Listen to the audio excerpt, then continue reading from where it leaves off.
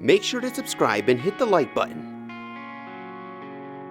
Something that we all do, and particularly I think there's more. It tends to happen more in women than men, and it's a normal experience that we do cry. But it's usually when we've experienced some sort of intense emotional experience. I'm not talking about kind of just when you're cutting the onions. That's kind of a natural response too. But I'm talking about when you experience some kind of peak emotional experience, whether it's watching something on television that connects with you, or something that's happened to you in your life, or something's built up, you're feeling overwhelmed, and then you start to cry.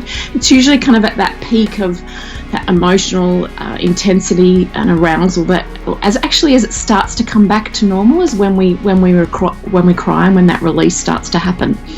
For some people, yes, it does, that they do experience that kind of feeling good afterwards, but for most people that's not the case. Actually, while that's talked about a lot, I think for the majority of us, that usually the days that you cry, or after you cry, your mood tends to not change, or maybe it even worsens.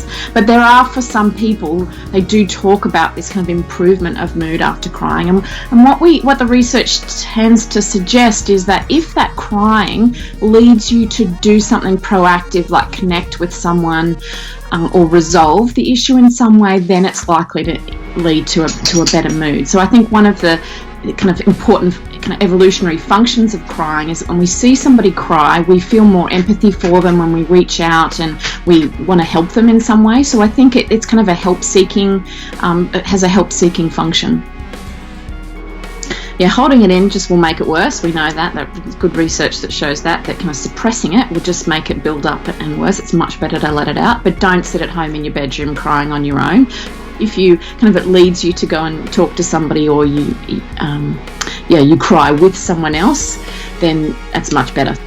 Yeah, in terms of frequency, women are much more likely to cry. So on average, that research suggests around 2 to 5 times a month for women, and once every 2 months for men, which I actually was quite surprised by that once every 2 months. So it's actually much more common in men than I think that maybe we let on.